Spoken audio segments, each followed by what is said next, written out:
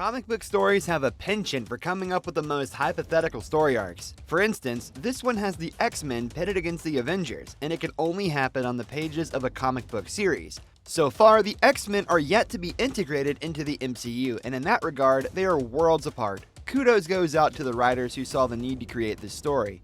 In this video, we'll discuss the ultimate battle between the Avengers and X-Men. It all starts at a point in time where Jean Grey is no more, having been consumed by the raw power of the Phoenix she once carried. Next in line is Hope Summers, who has been training to be the new host of the Phoenix. Its return is supposed to herald a new dawn for mutants everywhere. It's like the second coming of Jesus Christ for mutants, as it brings with it renewal. But the problem is every other hero doesn't see things like the mutants do. To them, the Phoenix almost seems as dangerous as a solar flare that comes with destruction. And in this case, it is a living and breathing solar flare that just so happens to look like a bird. Sam Alexander, who is also Nova, has hurtled through space and crash-landed on Earth to warn everyone that the Phoenix is near. So Earth's mightiest heroes have only a week to assemble and prepare to meet the Phoenix head-on. And so they are headed on a collision course with not only the Phoenix, but the X-Men, who see its return as a good thing. As the Phoenix nears Earth, Hope, who has been training, starts to feel portions of its power go through her. And so it is beginning to look inevitable that she will wield the power like Jean Grey before her. Captain America and Iron Man pay a visit to the President to brief him on the dangers the Earth is facing with the return of the Phoenix. Just then, they see a bright flash in the sky, so the Avengers easily see the need to pay Wolverine a visit at the Mutant Academy. They need his help to take out Hope if things go south. Wolverine has experience in that department because he was the one who stopped Jean when she went haywire. Next on the itinerary is Utopia Island, which is supposed to be a safe haven for mutants. Captain America is met by Cyclops, and they argue about the legality of allowing the Phoenix to fully inhabit Hope Summers. But this argument escalates into a provocation, and so the battle lines are drawn. Suddenly, the helicraft in the sky loses its invisibility cloak. Magneto throws the Colossus like a cannonball at the helicraft, and he breaches it and comes out the other side. Some of those on the Avengers on board subsequently drop into the sea below. Hope is hiding from all the fighting and can't help but think it's all because of her. Wolverine and Spider-Man are able to pull away from the fighting and enter the building where they think Hope might be found. They enter her room just in time to see the powers of the Phoenix show a hint of its potential. In that moment, Wolverine decides he must end Hope before she becomes uncontrollable, but she literally fries him. Then she escapes in the middle of the fighting to a location only she knows on the mainland. Meanwhile, in deep space, another team has been sent to intercept the Firebird led by Thor. He urges his team that today is as good a day as any to die fighting in defense of the Earth. But considering what Hope Summer did to Wolverine on the ground, those guys don't stand a chance. Back on Earth, Wolverine wakes up and has been healing for an hour already. Also, Cyclops and the other men have surrendered to the Avengers and are now being held as prisoners. Wolverine soon joins them and immediately senses something is not right. It turns out that the X-Men have a Doctor Strange impersonator. Her name is Magic, and she is able to help the X-Men escape. The X-Men regroup and get the idea to use the Cerebro Chamber back at the school to find Hope. On her part, she decides she needs to get to the moon for whatever reason. However, she is soon spotted, and both teams of combatants get wind of her exact whereabouts, so everyone moves out. But Captain America draws Wolverine aside and tells him he will not be joining them. Wolverine eventually gets thrown out of the ship into the cold, so he tracks Hope on his own and actually finds her first. Then he radios Captain America that they should meet on the moon as per Hope's request. Both Wolverine and Hope get on a rocket and zoom out to the moon. On getting there, the Avengers have already arrived, but the X-Men, who escaped earlier, also crash the meeting. As they try to confront each other all over again, they hear a loud bang. Thor has just been thrown down by the pure energy of the Phoenix. The other members of his team have since become incapacitated. Irrespective of the signal, both sides are still bickering, and Hope is almost exploding under pressure as the Phoenix draws near.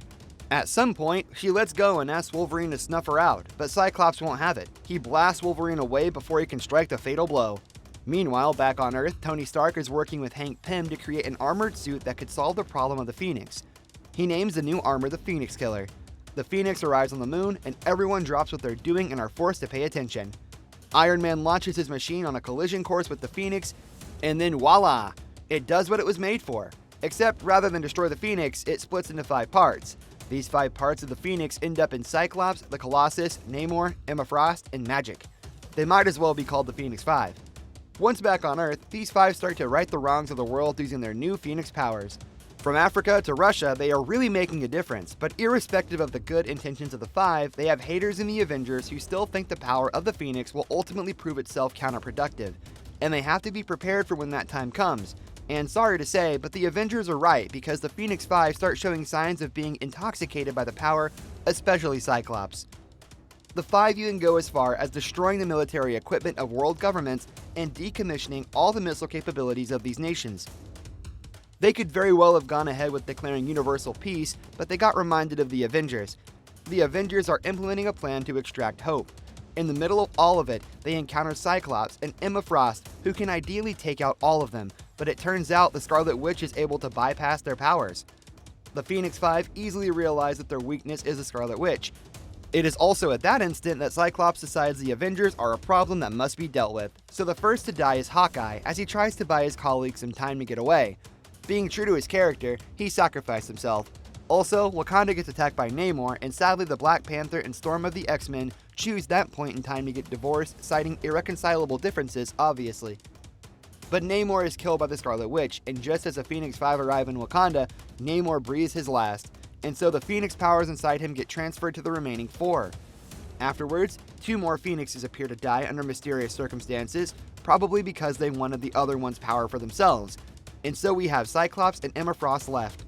The Scarlet Witch and Hope combine their powers to try to beat Cyclops. Together, they bring a dragon, of all things, to life to help them. Cyclops soon realizes he needs Emma Frost's powers too, so he makes his move and gets it. Meanwhile, combatants on both sides of the aisle come together to defeat Cyclops. Professor X even tries to get into Cyclops' mind, but gets killed for his troubles. Then the inevitable happens. Having acquired the full extent of the powers of Phoenix, Cyclops becomes the Dark Phoenix, and this comes with consequences all around the world. Much like if a real-life solar flare came Earth's way, volcanoes erupt without provocation and cities begin to collapse, not to mention the effects on cell phone networks and communication systems. The Avengers combined don't stand a chance against Cyclops now until Nova materializes to save the day. With a series of moves in collaboration with Hope and the Scarlet Witch, they literally punch the Phoenix out of Cyclops. Now Hope is fully prepared to receive its power. Once she gets the Force, she whizzes around the world to fix all the damage done. Then she returns to where the Avengers are, and with the help of the Scarlet Witch, they are able to dissipate the raw force of the Phoenix around the world. As a result, new mutants are formed by this action, just as Cyclops intended at the beginning before he went berserk. Cyclops eventually wakes up from his trance of a dance with the Dark Phoenix. He is subsequently sent to prison. It is supposed to be a specially crafted ruby quartz prison cell. He is seated at a table, and on the other side you have Captain America trying to interview him as both heroes come to terms with what the heck just happened. Cyclops admits he was wrong and takes full responsibility for his actions, even though he was under the influence of the Dark Phoenix. How honorable of him. Captain America tells him about his plans to inaugurate a new team that would comprise both the Avengers and the X-Men. As the captain prepares to leave, he asks Wolverine if there is anything he'd like to add. Wolverine has been in the shadows all the while, and he simply says he has a eulogy to give. The end. Great story, don't you think? But we would really love an adaptation of this on screen. Just imagine the X-Men and the Avengers working together. 20th Century Fox and Disney have since ironed out the kinks, so fingers crossed. What do you think of this possible production? Leave your comments below. Thanks for watching, and bye.